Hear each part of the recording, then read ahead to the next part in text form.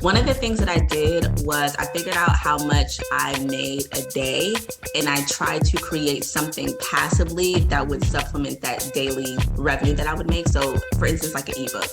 An ebook probably sold for like $27. I wanted to make $500 off of selling that ebook in 1 month to supplement me taking 1 day off from being behind the chair. So I feel like just so that you can get your feet wet, try to do something like that. Like create something, see if you can make money off of it, see if you can be consistent with promoting it first. And then once that can supplement a day off, take that day off and then use that day to like feed your energy more into the next digital product. And, you know, before you know it, I went from working 5 days a week to working 3 days right before I retired and was making more money than I was making behind the chair and running my salon. Welcome to the Friends in Beauty podcast, a safe space for ambitious beauty industry creatives to have real talk, get real answers, and practical tools to grow their businesses. My name is Aquia Robinson, and I'm a makeup artist, beauty educator, and the creator of Friends in Beauty. I created Friends in Beauty to support like-minded creatives, just like you, on their quest to connect, network, and build genuine relationships within the beauty community. Join me every week as me and my special guests reveal the keys to success and longevity in the beauty industry, and most importantly, have fun while doing it. You ready? Hey, what's up? It's your best friend in beauty, Aquia Robinson. Welcome back to another episode of the Friends in Beauty podcast. I am so happy to have you here, and I hope you're listening to this episode in high spirits and in good health.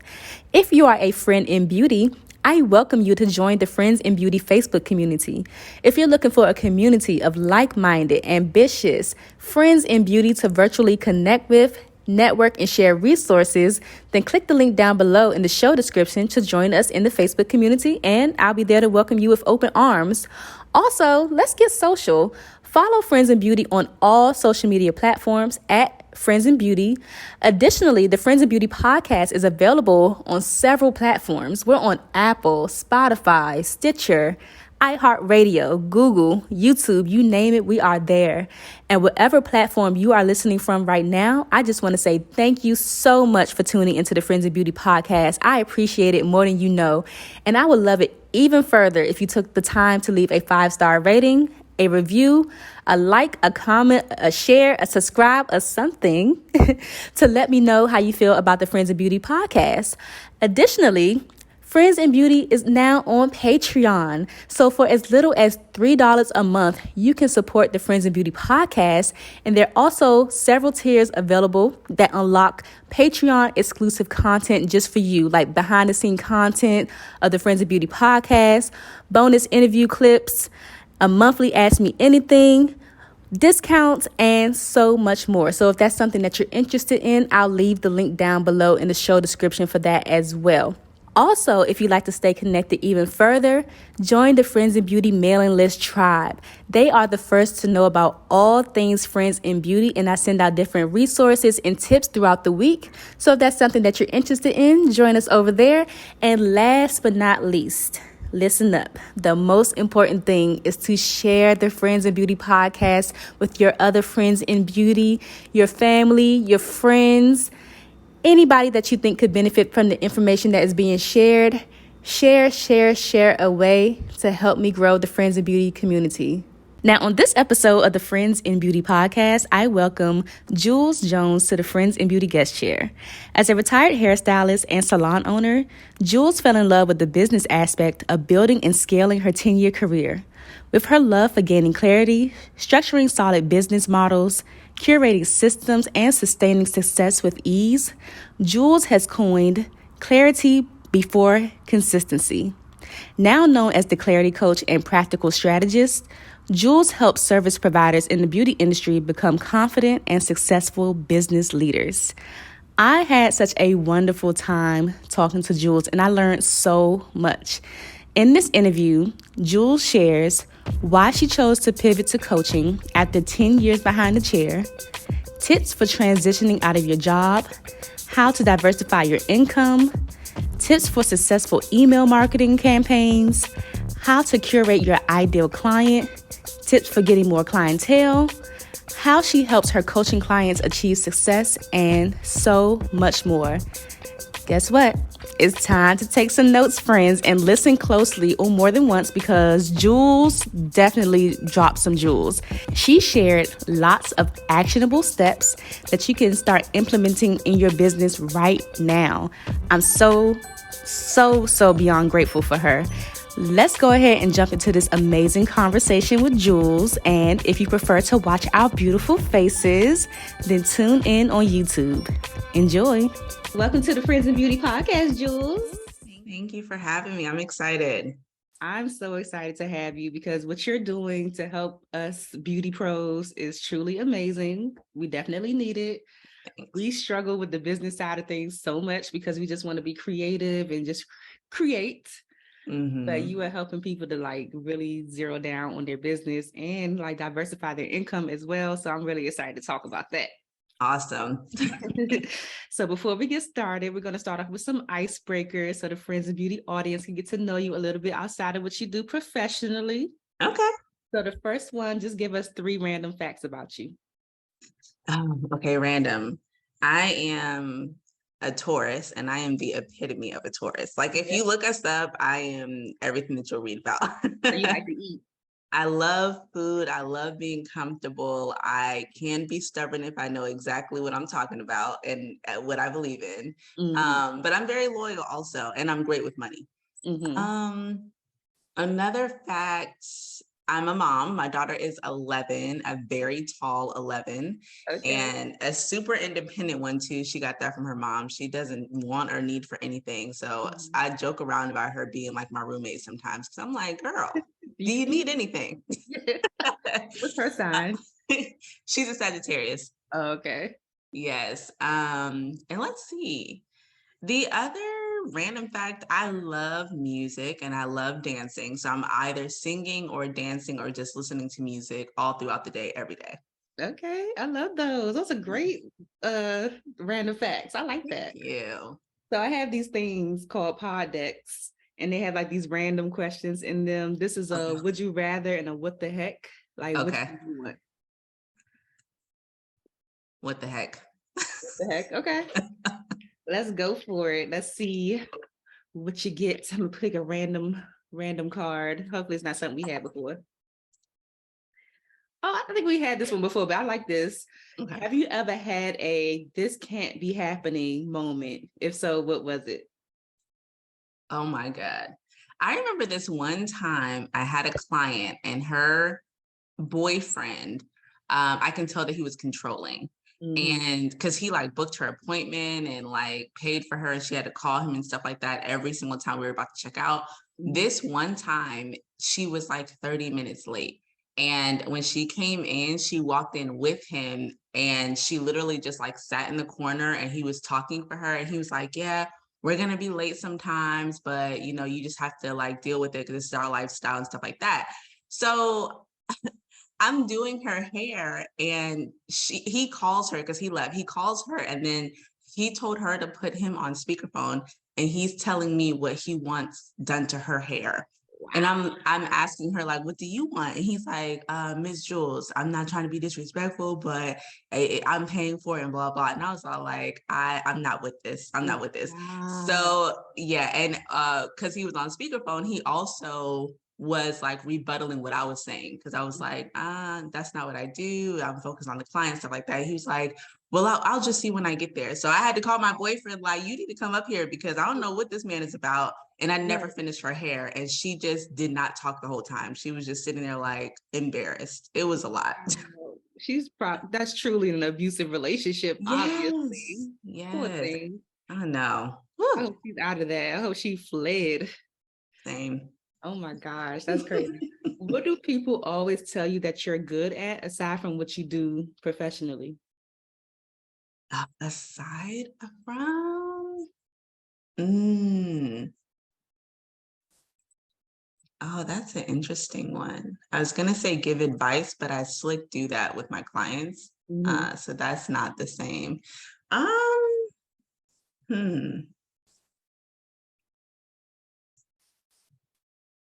Okay, so I pretend like I'm not because I don't like doing it.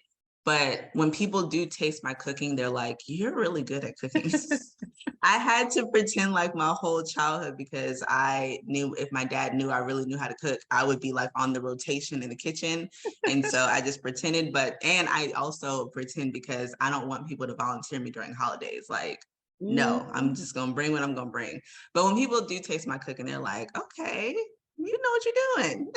That's the same thing with me. Like, I don't know. If I've ever cooked for you, then you know that I rock with you, because I don't Yeah, just be cooking for people, because I be nervous that like people are really picky with food. they So I just are. never wanted to be that person. They be like, oh, it don't taste good. But every time I cook something, people like it. But I'm Yeah. not the one that's going to volunteer to host dinner and like No, take on that feat. No, that's not no. me. And also when I cook, I put cayenne pepper in everything. And I cannot cook for people that don't like spice. It'll just like piss me off. That is so me. They'll be sitting there sweating like, you put Yeah. this is spicy, huh? I'm like, yeah, I put hot cayenne pepper in everything. I get that from my Yes. mother. I love that. Uh-huh. I love this question. When is the last time that you did something for the first time? Last time for the first. Last year I decided to start buying myself flowers, and I bought myself flowers for the first time on my birthday. Yeah. And it was the weirdest feeling because you feel like someone else is supposed to give it to you, but I was really like in my self-care era, soft life, hashtag soft life. So I'm like, I'm gonna do everything that I want someone to do for me, for myself. But it was a good experience. And now, like when I'm on social media, I always remind like my followers, don't forget to buy yourself flowers today or this week, because now it's like a practice for me and my daughter. And that was a good experience that I kept. That's really nice. I Mhm. do like to buy myself flowers every now and then. Yeah. It just does something. I don't know. It just does something to you. Because like you said, Yeah. you always expect other people to do it for you. But I just saw a video the other day that was like, we should start treating ourselves like the love of our life. Like what we would do for like the love of our life, we would do it for ourselves. So maybe you would buy the love of your Exactly. life flowers, or you would want the love of your life to buy you flowers. Like do it for yourself. Right. And I'm dating, and I also was what TikTok be telling me a lot of stuff. TikTok told me that I need to do things that I'm expecting for my new man to do. So even in the dating scene, like if I'm talking to someone and I'm like, yeah, I'm out buying myself flowers, it imprinted in their mind that she likes flowers instead of us telling them that we want flowers. So it works. Okay, I'm gonna try that myself. Okay, I like that. Yes. What's the Hmm. last place you traveled to for a vacation? Ugh. Um, I said because every time I've tried to go somewhere in the past year, something has happened and I've lost so much money and I wasn't able to Oh, go. I was supposed to go to St. Martin or St. Martin, however you say it. And my daughter's school changed the start date of school because they do that here in Gwinnett. And I lost so much money. I was so upset. Anyway, the last place that I traveled, um, it was Tennessee, and we went to this it's like a waterfall. I forget what it's called, but we went to a waterfall, and I don't really like a lot of working out and hiking. I said hashtag soft life, and I really mean that. I is don't that like a all that. tourist thing too? Yes. But we went to a waterfall and it was beautiful, and we walked the whole thing, and it was a long trail, and I loved it. I loved every moment of it. I love that. I love being outside. So that's like totally my vibe, like hiking and the waterfalls and the beach. And like, I just love being outside. What's like the best waterfall you've ever been to, if you remember?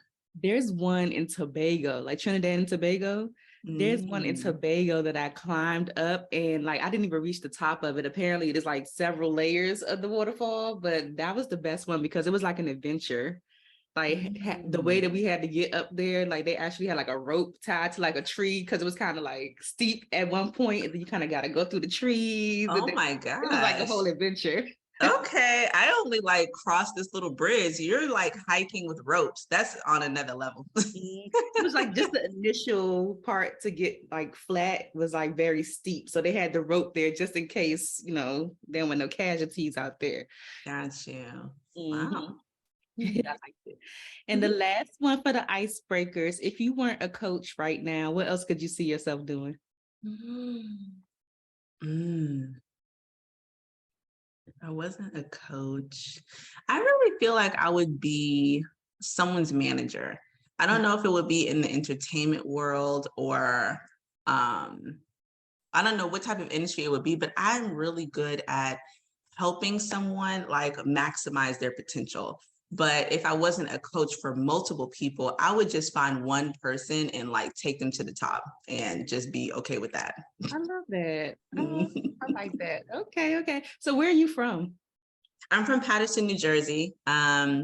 But don't ask me anything about it because I came to Atlanta when I was 3. I don't know anything about it. So technically I'm from Georgia, but I still resonate a lot with up north. I say that all the time. I don't really resonate with a lot of down south things.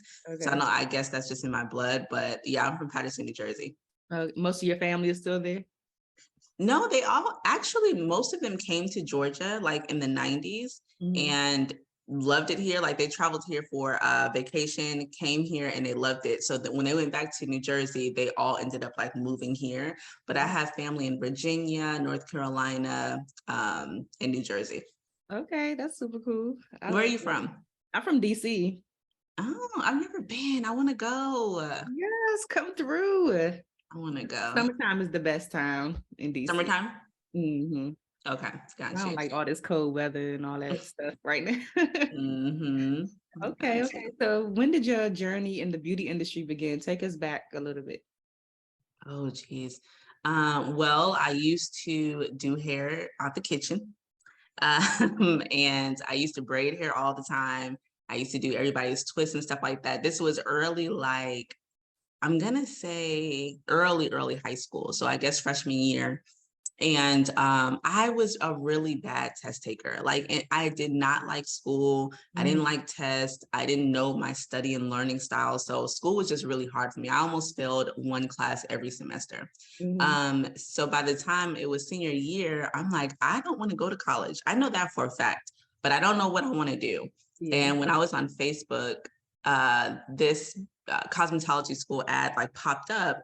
And I was like, wait, hold on. You can go to school to do hair. In my mind, I'm thinking braiding. I'm not thinking like chemicals and all of that. So I was like, this is the life. I'm about to apply. I applied and totally forgot about it. And I was like harassed one week with like back-to-back calls from the school. Like, do you want to come in for a tour? Do you want to finish your application? And I finally went. I toured the school. I loved it, but the like initial fees were too much. And my dad was like, we don't have it right now. And I didn't have it. So the administrator, and I forget her name to this day, she actually paid for all of my fees because she wanted me to go that bad. Wow. And that's what started my career. That is a blessing. I love that. I know. I really wish I remember her name, but I don't. But yeah. What do you think it was that she saw in you that she wanted to help? I think I remember during the interview process, I was just saying that I don't feel like I'm good at anything besides doing hair. And maybe she was just like, for one, she probably saw in me that I had drive. I just didn't know where to put it. And I was so young that she was probably like, she just needs to like focus on this one thing. And also I feel like because she knew that we didn't have the money for it, she was like, I at least feel obligated to give her this leg up and then just allow her to flourish like after that. So I love it. Wow. Did you go like straight after high school to cosmetology school? Straight after. And I was so sad because everybody was half naked on the beach. It was summertime. Everybody was having pool parties and day parties. And when I tell you I went straight after, I graduated, I think our graduation was on a Sunday, I believe. And I started school that next like Thursday in the middle of the week or something like that. And I went to nighttime school. So I worked 2 jobs during the day at the mall. And then I went to school at 5:45 to 9:45. So I was never seen. I didn't know what anybody was doing with their lives. Yeah. How long is cosmetology school? Like 18 months or something like that? When you go, at night, it's 2 years. And if you go during the day, which is full time, it's like 9 to 2 or something like that. Then you'll go for like 1 year and you'll finish early. Okay. You said a lot of things that I resonated with already, because when I just had this epiphany the other day that I used to be doing my friend's hair. When I was in high school, I used to be doing like straw curls and like all types of stuff on their hair because I wanted to be a hairstylist originally. I did not want to go to college at all. I wanted to go straight from high school to cosmetology school. But my mom and my counselors were like, well, you need a backup plan. You got to go to college. That's all they knew at the time. Yeah. So I did go to college, but I kind of always grew up not feeling like I was good at anything in particular. My mom is an artist. So she's like a visual artist. She can draw and all that stuff. My sister's very creative and can sew and like do all these things. And she's artistic as well. But I always felt like I don't have any artistic abilities. I never felt like I was good at anything until I stumbled into makeup. And I'm like, oh, I do have artsy tendencies, but I ended up going to college, girl, got my degree, graduated around the recession and could not find a job. So that's how I kind of stumbled into beauty like a few years later. But yeah, I had totally, but I want to be like you, go straight, go straight into cosmetology school. That's so funny. My entire family knows how to draw and I don't. And I've always thought like everybody is a creative except for me. I used to tell my ex this and he would be like, you're creative with how you structure businesses. But when I think of creative, I think like draw, sing, like act and all of those things. I never thought I was a creative. Even when I was creating styles with my clients, I never looked at it that way. I was just like, it's just what it is. Yeah. But maybe I'm a little creative. I don't know. Yeah, definitely. So I know you ended up having your own salon and working in the salon for some years. Like, how did that happen? So, okay, so I went to cosmetology school for 2 years, but right after that, I didn't know what to do with it. I don't think they helped me figure out, and not to say that this was their job, but they didn't really help me figure out what's after cosmetology school. So when I graduated, I just took on odd jobs and I was working like at an automotive shop. I was working like at a sports store. It wasn't until I got pregnant with my daughter that I went and I was like, because I don't know if you know, well, you should know, but I don't know if you know it. When you graduate cosmetology school, you don't have a certificate. You just graduated. You just have enough hours. Yeah. So I didn't take my exam for almost 2 years. So everything I learned was out of my brain. And it wasn't until I got pregnant with my daughter and I was like, I need to take my exam to get like certified or to get my license. And so I went to go take it and I was pregnant. And I ended up failing it the first time because you can't leave during the test. And she was pushing on my bladder and I had to use the bathroom. Yeah. So I failed it the first time. And then I went back and took it and I finally got it. And then after that, I just started going to random salons, like just to see how it is. I never liked the way it was managed or like, I never really liked the owners. So I finally stumbled upon like an all natural hair salon. And that's what like nurtured my love for natural hair. And like, I was getting away from relaxers and stuff like that. So I stayed there for about 3 years. And once I got my clientele up, I was like, I'm about to do my own thing. So I opened my salon suite. I grew out of like 2 of them within the first year. And then I like convinced the owner of the building to knock down a wall and combine 2 double suites. Yeah. So I ended up having like a whole hallway to myself and I hired someone. But once me and that stylist grew out of that 3rd salon suite, that's when I was like, the next logical step is having a storefront and like hiring more stylists. I had already like launched my product line at that time. So I was trying to figure out like another way to scale and like grow my business. So that's how that ended up happening. Yes, I love that. Okay. So what would you say some of your highlights were when you were in the salon or, in that part of the industry? When I was still behind the chair? Mm-hmm. Highlights. I don't know if this is totally directed to me being behind the chair, but I really did like educating my clients about hair. I'm like a nerd when it comes to things.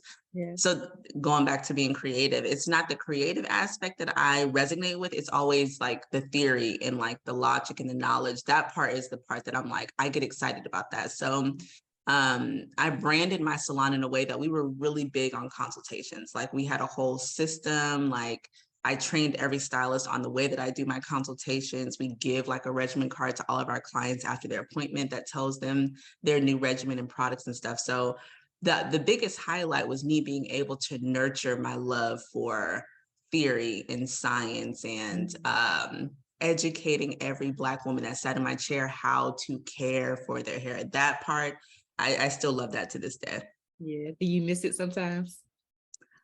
I miss the daily connections. Do I miss standing up for hours doing hair? Absolutely not. I have a lot. I cut it, but it's still thick. And I have my daughter's hair, my niece hair. I'm good with that. I hear that. Okay. So what made you close down the salon and then eventually like pivot into coaching?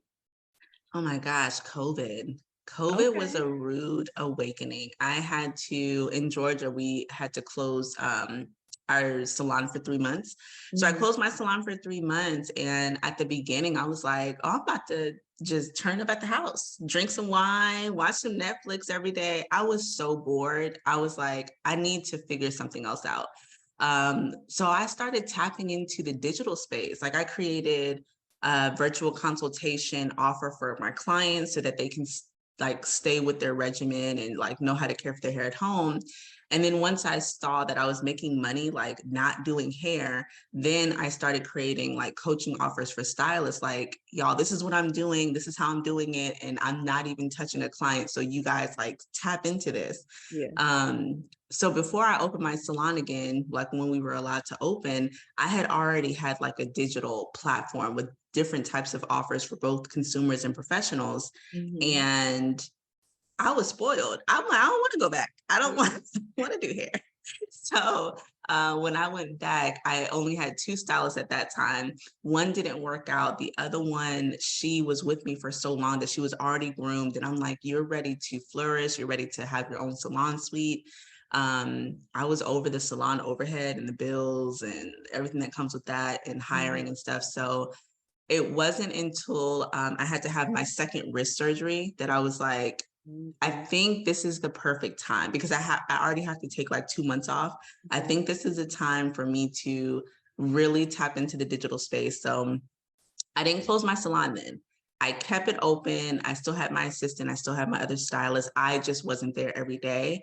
And that's when I created my first stylist 8-week boot camp, like business boot camp online. And as I was recovering from my surgery, I was like, I'm certain now that I don't want to go back. So then I talked to my stylist. She got a salon suite and I retired May 2nd, which is my birthday, 2021. I sent out the email, I texted everybody, and I was like, take my phone. I didn't even want to see anything anybody had to say. I changed my number and everything. It was crazy. That you changed your number. I had to. I had to. Because you already knew what they was going to give you some pushback. And they did. I had one of my favorite clients, to this day, I still love her to death. She was one of the ones who sent like a not so great message. She was like, how dare you? I've been with you for so long. Like, I would have thought you would have told me and gave me a heads up. But no matter how like close I am with my clients, they're still my clients. All of you guys are going to get the same message in the same way at the same time. So, but I was like, oh, she hates me now. Right. They take it so personal. Like, this is about me. This had nothing to do with you. Right. And I gave them ample notice, a whole list of stylists to go to that do the same things that I do, but they wasn't having it. Yeah. Do you have any tips for people who want to transition out of being behind the chair or maybe transition from like a job to being like a full-time creative?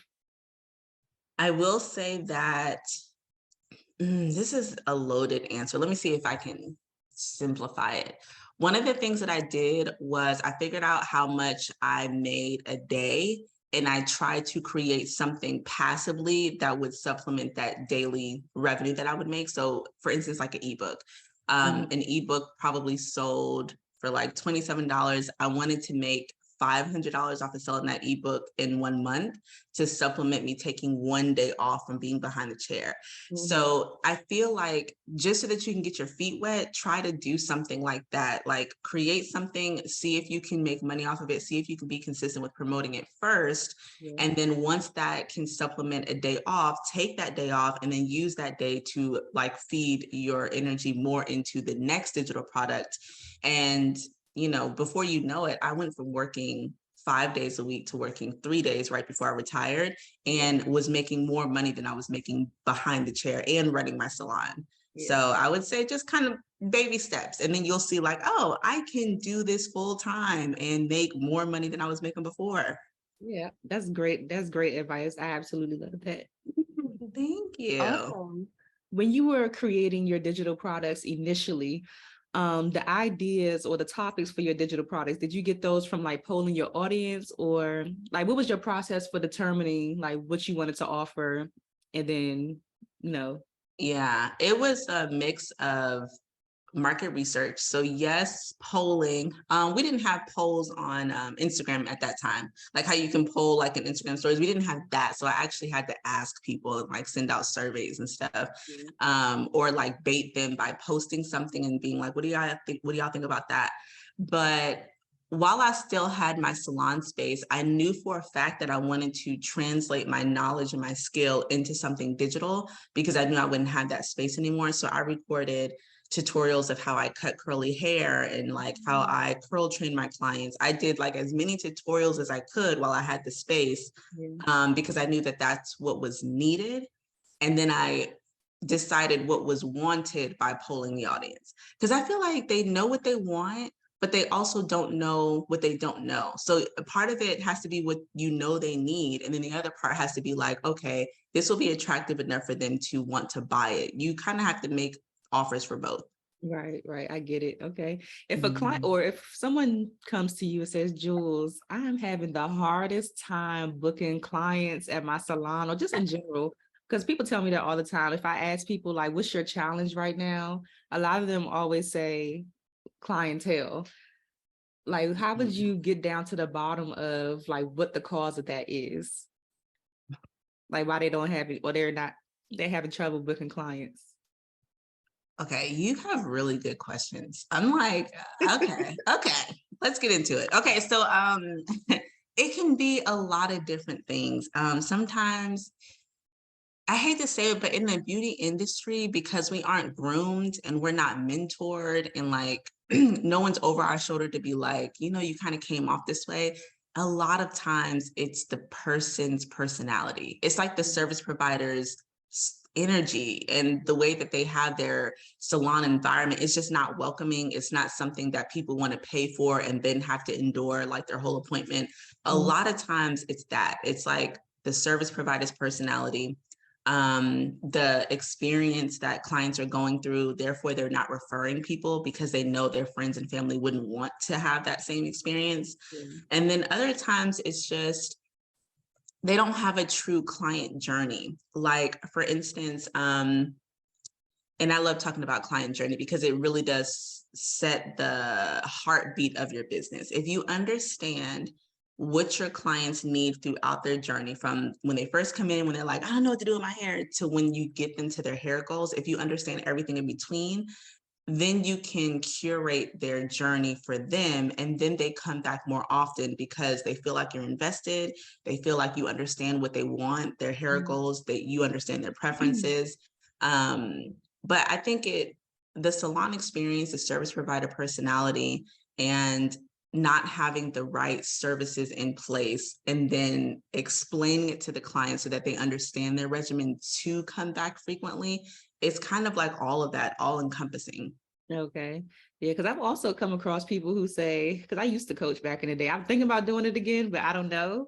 We need more coaches. I used to have calls with people, and I never forget this one lady. I think she was in like Chicago or something.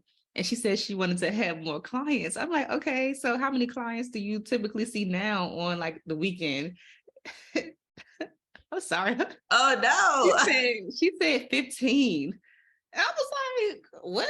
Like within 2 days? Yes. And she was a makeup artist. But I'm like, that's a lot of people. Like, that's a lot. More. So then I was coming into the understanding is like people aren't charging like accordingly, so that they won't have to, they feel like they have to do so many people because their rates are not, adding up to, their time and the service and all of that stuff. So do you kind of advise people like how to, like when you're coaching people, how to price their services so that they can work a little bit less and they're not like constantly behind the chair or in front, like whatever they do? For sure. I have a program called Ease. And if you go through that program, or if you become like a client of mine, the first thing we do is clarity with your business. Like, I need to know why you created this business, why you named it this way, who your ideal clientele is now, because that always changes after we go through the other steps. But after we have like the logical clarity, then we always go straight into financial awareness, because before I even look at your prices, I want to know what your prices should be. So we're understanding like how much your home life needs in order to survive, how much your business needs in order to survive, doing math for that to make sure that your business is thriving and not just surviving. When you break down that math, you start to see like hourly, there is no way that you will be able to hit six figures because your prices are this low. So for me, I'm one of those coaches that I do teach hourly pricing, but not just baseline. It's like, if we break down your numbers and your hourly rate that you should be charging in order to profit is like $70 an hour, that's like your base services, low effort, low energy, like you can knock these people out.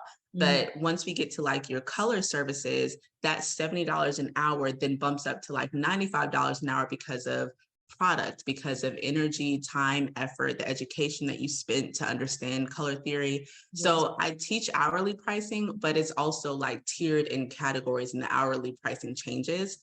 But once you understand that, it's like, when you have an opening in the middle of the day, you're not harassing your clients in text messages like, I got an opening, or you're online like, hey, I got a 12 o'clock.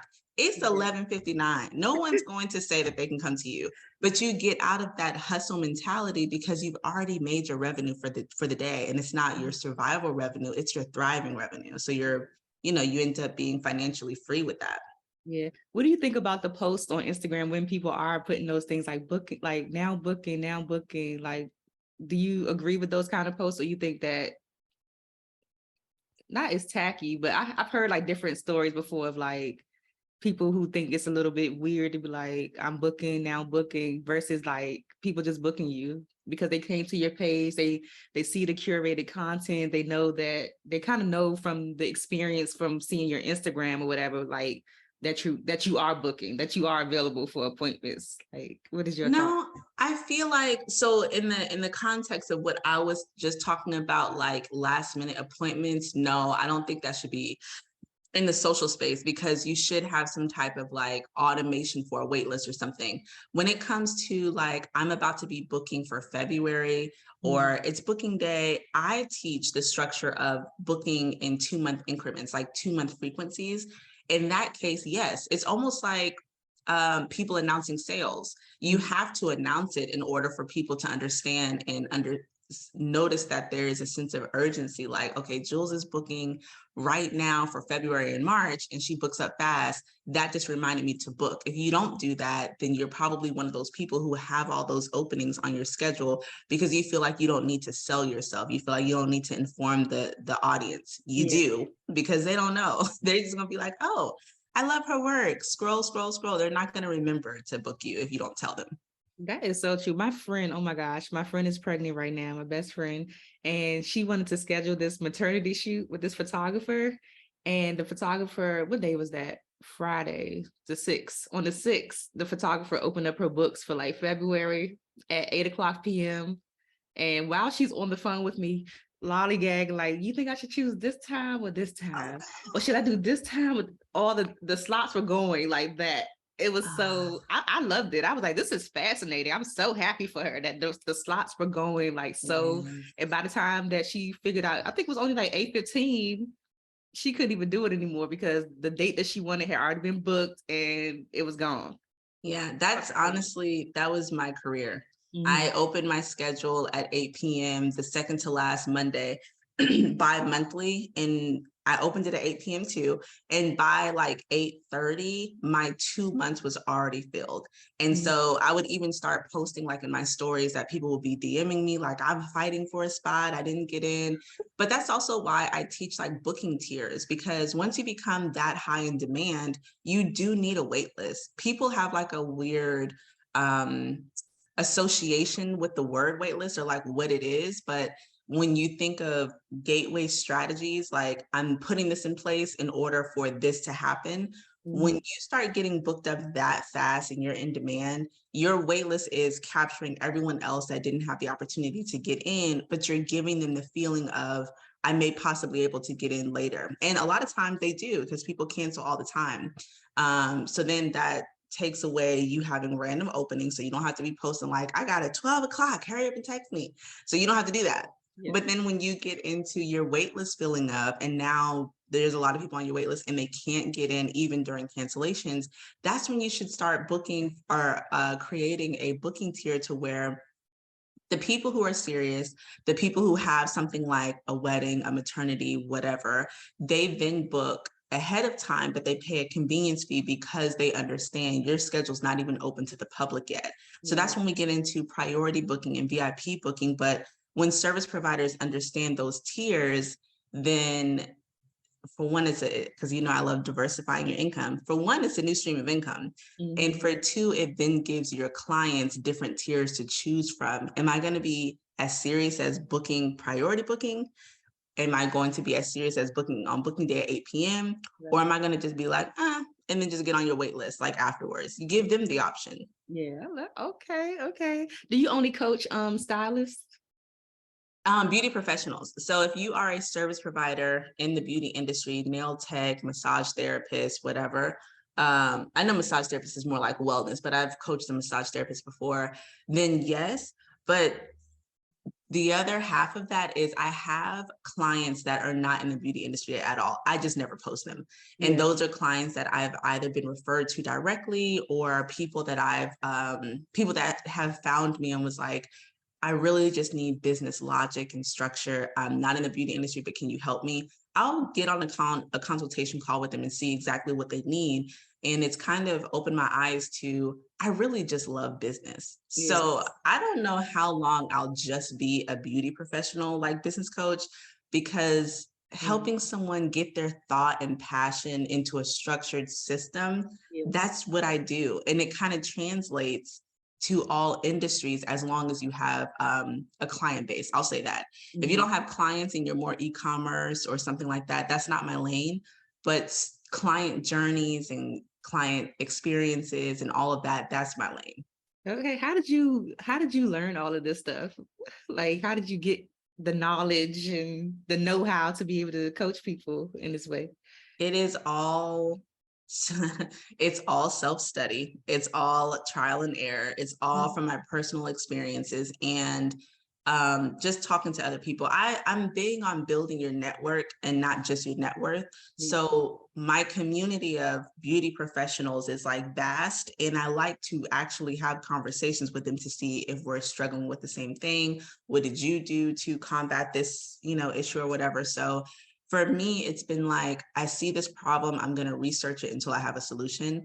Or I see this commonality, so I'm going to like do some market research and ask the people to see what's going on and then figure out a system. But I've never actually taken like a business class or, I didn't go to college. It's just been, it's God. That's what it is. It's God. It's divine. It's in you. Yes. How do you advise your clients or your students, I guess, how to curate their own ideal client versus just taking whoever comes through their books? Your questions are amazing. Thank you. You need to be like on TV or something. You need to have like a bigger platform. To God's ears and to the networks. Yes, you need to have a huge platform. I'm speaking that into existence for you. Thank you. Okay, I got too excited. Ask the question one more time. Yeah, so I want to talk about curating your clients. Like, how do you advise your students to curate their client, their ideal client, versus just taking whoever books them and doing whoever? So going back to when I was saying that when I start working with someone or when they take my program, we do the clarity part first. So it has to start with, what is the purpose of your business? And it gets boring when you think about it that way, but you have to start there and then how you relate to that in order to then build out, your clients' pain points and their interests. So for me, I never liked relaxers. I love volume. I love curly hair, but I want healthy curly hair. So for me, I understood that that's what I wanted for my hair, but I wanted to understand it, not just make it look pretty. That's my relation to me naming my business Embrace Me Naturally, because I wanted to embrace my natural hair the way that it naturally grew out of my head. And I kept finding myself saying that to my clients, which then created my brand. That statement and how I related it to it created my brand. Excuse me. And then going back to me wanting to understand it, that's what made me know I need to do consultations with every client. Mm-hmm. And because I know that that's my value, when I have a client that comes in and they're like, I don't need a consultation, I just want my hair done for my birthday, that's then not my ideal client, because that's not, I can't even practice my value with you because you don't value the same thing. Mm-hmm. When we think about ideal clientele, for one, you can curate them, because some clients come in and they don't even know what your value is, but as they learn it, they're like, I love this, I've been missing this. So you can curate your ideal clientele, but you have to understand your purpose. You have to understand the values that you'll uphold, like things that you just won't waver on, and your vision, like where you want your business to go. Because if you don't understand that, you start taking on all types of opportunities, all types of clients that don't align with, the vision that God gave for you, because you're in survival mode and you're just trying to like make money. Mm-hmm. So I would say first, answering those questions, like going back to the drawing board, brainstorming. And then once you know that, then as you are posting on social media, you are talking about your value. You're talking about the purpose of your business, your brand goals, what y'all believe in. That's going to attract the people who believe in the same thing. And this is why I say post intentional content, because when you're just posting anything, you're just going to get anyone as a follower and anyone in your chair. Yeah. So that's a start to that. I can keep going, but that's a start. Yeah, and you did touch on like community a little bit, but were you strategic about building your community around, your coaching, or how do you advise people how to build community? So many people, oh my gosh, because so Friends in Beauty started off as networking events. I just love meeting people. I'm not like an extrovert, but I'm not an introvert either. I think I could kind of go back and forth, but Friends in Beauty started out as networking events, and I pivoted to the podcast and during the pandemic. But I always come across people who, I'm an introvert, I hate people, like all these things. So like how do you advise people like that to build community when they're so like stuck in the introvert land, or just saying that they don't like people? Like, it'd be weird to me. That's funny. I'm an introvert, very much so. And if you saw me in public, you would probably be like, she is not smiling, because I'd be focused. If I'm out in public, I'm usually on a mission because I'd be at home all the time. But that doesn't mean like I'm not welcoming when you talk to me. It just means that I'm just like, I'm not the type of person that will talk to you first in the middle of the grocery store line. No. No.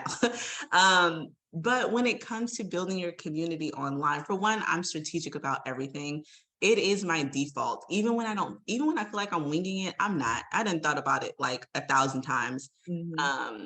When it comes to building a community online, I feel like I'm going to be repeating myself, but when you are true to your purpose and your value and your vision, you show up very authentically. You kind of show up to where people will resonate with you and understand that this is who you are and your brand is a reflection of that.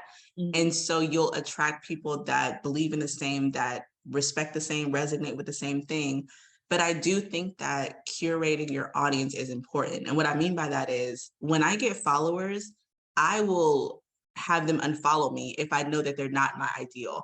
So like, for instance, if you're not in the beauty industry, if you're like a rapper and you just followed me, please don't, because I already know, and we're not doing that. So I love the unfollow button on Instagram, because I curate who follows me, and I preach to my audience, like, every quarter, go through your followers and your following, and just like unfollow people that you know. Now you have to understand who your target audience is, because I don't want you to just be unfollowing people. But that's how you curate your community. Don't just run random ads, because that can bring any and everybody. Be mindful of what you may go viral for, because that can bring any and everyone. I love organic growth. I love like one follower is following me today, 10 is following me tomorrow, but it's all when they start following me, I'm like, that's my ideal client. I already know she'll probably be coached by me at some point in time. Okay. So yeah, being strategic, I say that's very important. Okay. And what did the pandemic really show you about which business models are sustainable? Because I know you pivoted during the pandemic and you created like digital offers. I don't know if you did anything else, but what did the pandemic show you about that? The pandemic showed me that a hybrid is important. Being a service provider, like if you love people, keep that. Don't not, because I'm a coach full-time virtually and I work from home. And if you are an extrovert, you'll totally miss being around people like in person.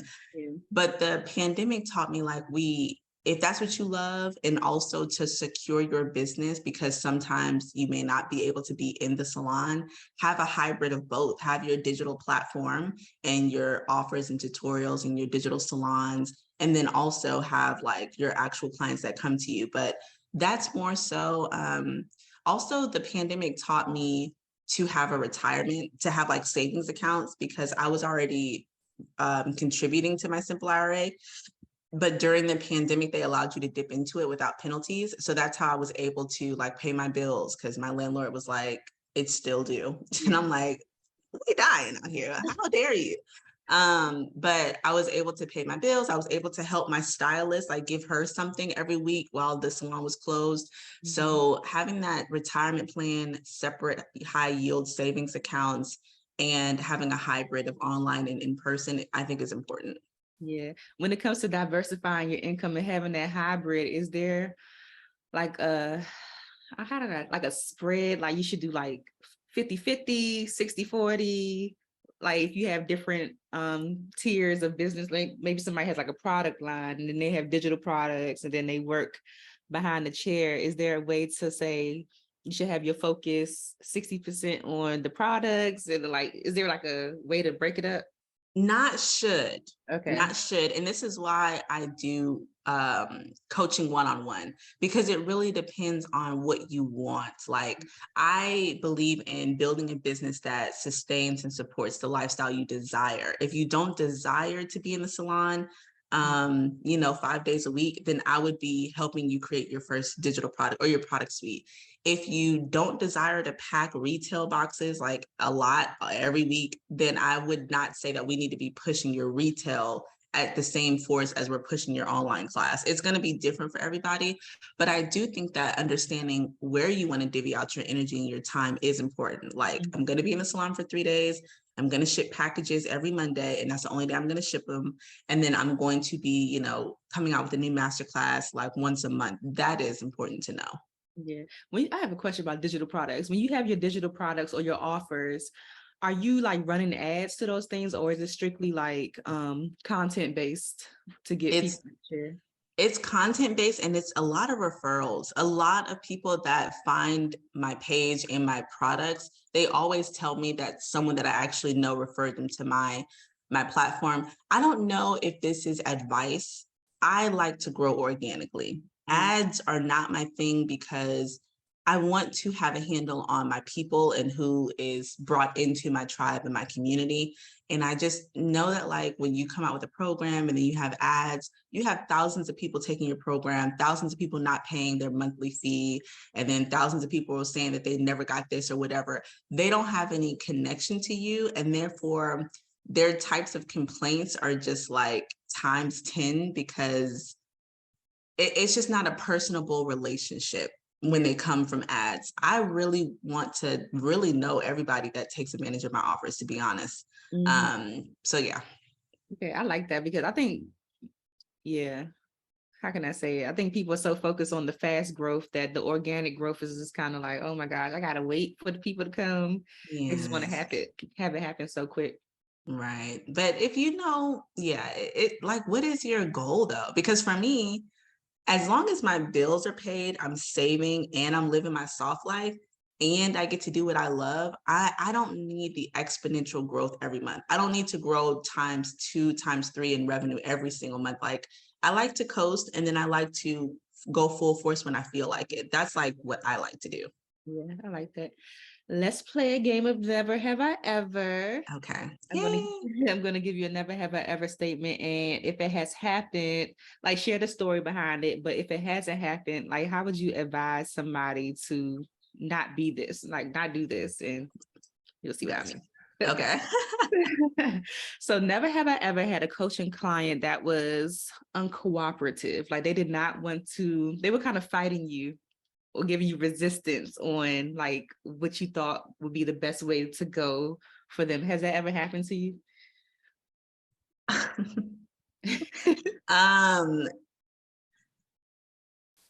Yes. I'm thinking because I don't know if I would use the word resistance. I've had people who are lazy. I've had people who use the excuse of, I don't really want to do that because they know it's work. And I've had people who are just not as communicative as I would need them to be in order to really be in their corner. So I've had those types of situations. I've never really had someone that hired me because it's not cheap and then didn't want to do what I said. That's dumb. I'm sorry. What? Okay. Why are we even here if you don't want to listen to nothing I'm saying? Because I've been I asked that question because I've been in like programs before myself where I feel like, I don't want to say like I'm the model student, but I always feel like if I pay my money, then I'm going to like implement these things that the coach is telling me to do. But there have been people in my programs before where they think that they know better than the coach, or the coach is telling them to do something that maybe out of their comfort zone probably. And they're just like, I'm not doing that. I don't want to do that. Like, I don't think this is going to be the best way for me to get to my goal. But it's like, you invested in this person for a reason. So why not listen to their advice? I will also say, though, I learn a lot from my clients. So it's not like I'm saying that they just have to do everything that I say. I love the open communication to where they can tell me what they're uncomfortable with, and they can tell me what they've done in the past and why it didn't work for them in the past. And again, why I love one-on-one coaching is because I'm learning their learning style. Like I said, I struggled with school because I didn't know my learning style. I'm learning their learning style, and then I'm curating how their journey is going to go from there. So yeah, and I learned from other coaches in other situations. But I will say, if like there's a coach on here and they're like, yeah, because I will say, still learn from your students and from your clients, because if you are just, this is my framework and we're going to do it this way, you will stunt your growth and you'll have like stall points in the progression of your business because you're not learning anything new and time is passing. Absolutely. Yeah. How you envision your career, I guess, when you first opened up the salon, how does it compare to how it's turned out now? Because you're doing something totally different. Totally different. Well, okay. I knew that I was going to retire at year 10. I knew this probably when I was still in cosmetology school. I didn't know how it was going to happen or what my career was going to look like, but I knew that I wouldn't be in one particular facet of an industry for longer than 10 years, which is funny because my dad's like, who you think you are retiring? My dad's still like working every day. And I'm like, no, retired from this. Yes, I'm retired from this and I'm reaping the benefits on what I've created from that. And now I'm into this. But I knew I was going to retire at year 10 and I hit it right on the dot in May at year 10. And I knew that I would be helping people. I knew that. And I knew that because of how I think, like how my brain works, I would be impacting the industry. But I did not know about coaching. I did not know about like true mentorship. I didn't know about all those things. So that's what kind of blew me by storm. Like, oh, people actually want to learn from me on a business level and pay me to learn from me one-on-one. That is like a totally different, it's a whole different thing in itself. I just hit year 10 in December and I'm already like, I'm about to throw away these brushes. So I don't know when, but I know that I'm not going to be doing makeup for too much longer in the way that I'm doing it now, because I keep on having moments where I'm like, do I really want to deal with this? Like I keep on having those moments lately, just coming across certain type of people. And I'm like, I don't know if I want to do this anymore. Yes. What's still driving your passion? My passion is community at this point, like really building out and teaching people how to network, because literally all of the major opportunities up until still last week, I'm still getting things. Everything major that I've done in the beauty industry has come from networking. And I just want to build a community where it's supportive and can provide education, bring people together, teach them how to communicate with their community so they can have those same type of opportunities possibly come to them. So my passion right now is really community. I just do makeup because I can. Like, I'm not really like passionate about it anymore. It's just like, it's something I can do. So I could go do this for an hour and bring home some money. Yeah. But my passion is really like people and bringing them together and just seeing them flourish. So that's what I really want to do. I'm excited to see that unfolds. And sometimes your passion, what was your passion, truly was a gateway to what you were really supposed to do. You're definitely supposed to be in communication. I can tell you that right now. That's for sure. And I would love to be like a part of your community that's like about networking, when meetups. Oh, that sounds fun. Yeah, we're having an event on Monday, the first one for the year. But I just in got DC. back into in DC. Yeah, I'm gonna come down to Atlanta. So the thing, I was supposed to go on like a whole tour in 2020 for my events, because people were asking me, when are you gonna come to my city? And Atlanta was on the list. I had Mimi J was gonna be there, and is it Drea Nicole photography? I had like all these different people down in Atlanta that was gonna, be on the panel, but I had to postpone it. So maybe this year or next year I'll get back to it and bring That'll be so fun. I'm definitely gonna go if you come here. Yeah. So what are some of the like personal or mindset challenges that you had to overcome to be able to coach people at the level that you do? Because I know with me, sometimes my confidence in like getting people results keeps me back from saying like, okay, I want to coach. So like, what are some things that you had to overcome personally or mindset wise to be able to say, okay, I can help people hit their goals? Or you just already had it in you, like, I got this. I know I can help people. I see. Okay, this is my, what do they call it? This is my, not guilty pleasure. What do they call it when they're like, I already know I can do that, but I didn't even try it, so I really don't know. I don't know. Crap. Okay, anyway, so see, now I'm really trying to figure out what that word is. I'm sorry, ask your question one more time. Yeah, like what are some personal mindset challenges that you had to overcome just to be able to coach and be confident in getting people their results? Personal would be what you said.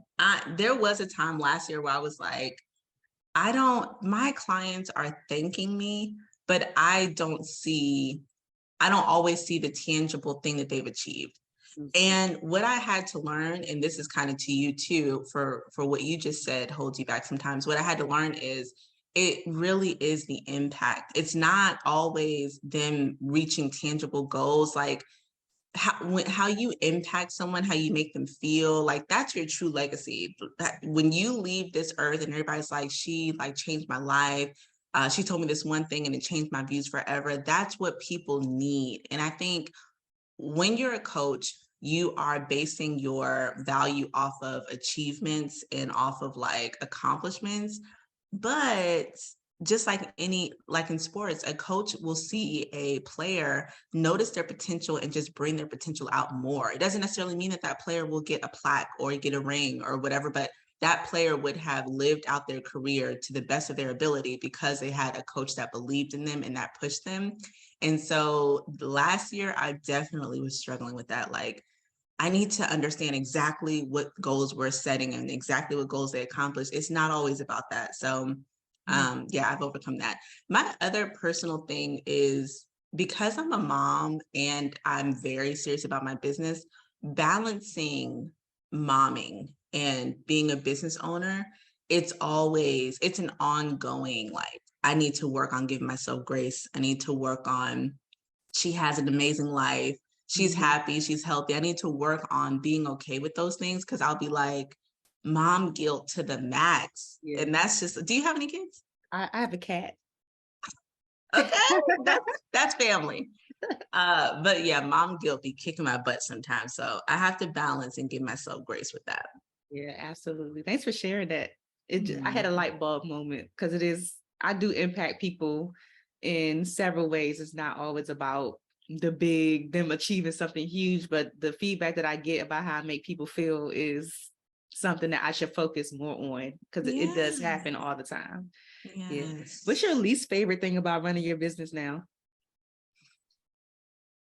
Something you don't like doing, but you got to do it. Something I don't like, everything I don't like doing, I put on myself because I really don't have to do it. One of the things I help my clients with is creating digital products. I don't like helping them create sales pages and setting up their emails and stuff.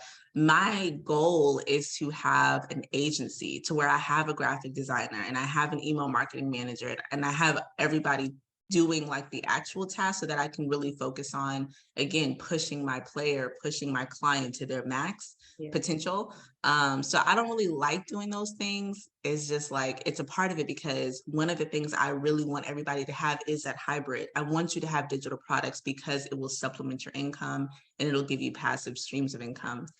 But I don't really like doing everything. Yeah. Okay. And speaking of legacy, because you mentioned it a little bit, but what do you want your legacy to be? I was thinking about this in the shower. That's why it came to me so organically. I really just want to make my mark in the beauty industry for sure, because I feel like it's tainted a little bit when it comes to the service aspect. And service providers, beauty professionals, hairstylists, we just have so many bad stigmas that I'm trying my best to impact service providers in the beauty industry to build intentional, integral businesses so that that type of stigma changes over time. If I can do that to any capacity, not any, because I'm already doing it, but to a bigger capacity, I feel like my legacy will be set. Two other parts of that is my daughter understanding what I've built. If she can understand it, be impacted by it, and then like from there, understand that she can create something massive, something impactful, something valuable, something that the world needs, I would be happy. I would be very, very happy. And the last thing, what my legacy is I really do want people to feel good when they speak about me, when they hear about me, when they work with me. And I do want them to be impacted like for the rest of their career and however long that they have their business. Oh, yes, I see it. It's going to happen for sure. Thank you. Anything coming up next for you? Well, what's crazy is this year I said that I was going to focus on building my network. And I said I wanted to be on more podcasts. So it's crazy that you reached out because I'm like, I spoke it into existence. Yes. But I definitely, this year is all about hosting events, going to other people's events, supporting other people, serving in ways that I can, building my network, being on more podcasts. And I definitely want to get the agency up and running.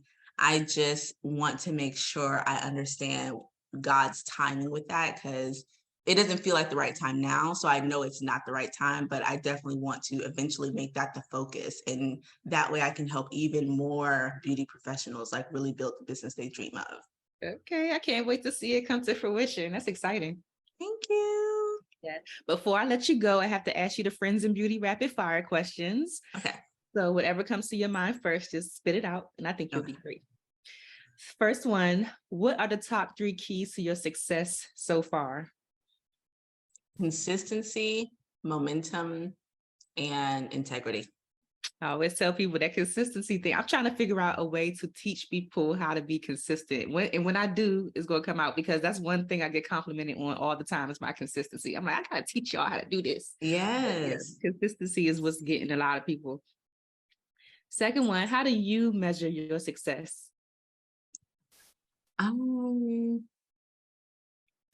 I measure my success. Well, I know I don't measure it by money. I used to think I did, but the amount of money that's like in my bank account doesn't make me feel any type of way. I measure my success based off of the testimonials that I get for sure. Because when I read those, it gets my feeling to where I thought I was going to feel when I look at my bank account, but I don't feel that. When I read testimonials, I'm like, oh, I'm doing what I'm supposed to be doing. This is successful. My framework is working. Yeah. So I would say when I get the feedback. Okay. What's the best advice you've ever received, or a piece of advice that's just always stuck with you?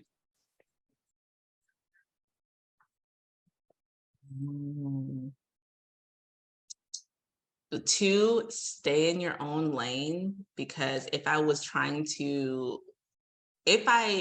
mimicked anybody else's career in their framework, I would never be where I am right now. It all came from like within, and whatever God was telling me to do, I was moving within what he was telling me to do. Mm-hmm. And the other thing would be,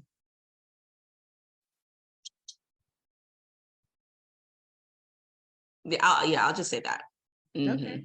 What advice would you give to another beauty provider or beauty service provider right now who is just ready to give up on their business because they're not getting the results that they want? Come to me. Yes. Come to me. In any capacity, DM me. I actually read and respond to my DMs on Instagram. I'm on TikTok, but I'd be on there. Yeah. But come to me, because sometimes you truly do lose your spark. And like, for instance, for you, just talking to you and understanding like your spark is left with the brushes, but it's sparked with people still. Like, I can pull that out of people by asking thought-provoking questions, just by listening to them. And so sometimes it's not that you have to come out of the industry altogether. Sometimes it's just that you need to switch up what aspect of the industry you're tapping into. So just give me a try before you be like, I'm not doing this anymore. Okay. What's a resource that has helped you in your business or helps you in your business that you can share with the friends and beauty community? Automations, email automations, and automations to any capacity. And I will also say systems. When we hear that word, we're like, what does that even mean? But a system is literally, it doesn't have to be an app or a platform or like a Google Sheet. It can really just be, I'm doing this way, and I need to type it up, and I need to repeat this. Going back to consistency, I need to do it in this way, in this order every single time, and be consistent with that. Those types of systems help a lot. But my email marketing, I fought my friend, actually Terry. I fought Terry on like email automation, because she's like, just set up your email sequences, just set up subscribers. I'm like, I don't want to do that. Yeah. But having your emails sell for you and nurturing your audience, and that's automated and you don't have to do anything, that's what's going to make you wake up to passive income, to like I like to call them sleep coins, because you sleeping and then you wake up and you're like, oh, someone bought an ebook because my emails are selling to them on a day-to-day basis as they're my subscribers. I have a follow-up question to that, only because yes. I like setting up stuff like that.